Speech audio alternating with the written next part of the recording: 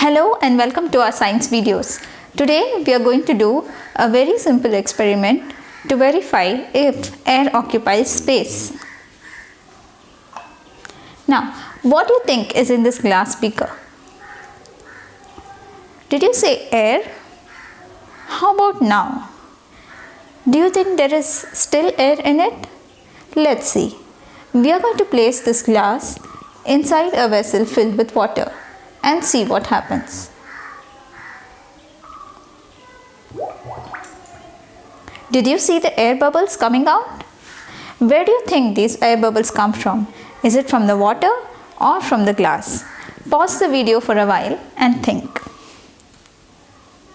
If the air bubbles had been coming from the water, then they must have been visible even before we placed the glass.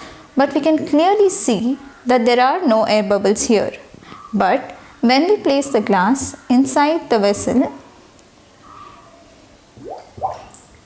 we see the air bubbles come out, which means that there is air inside this glass which tries to escape in the form of air bubbles when we place it inside this vessel.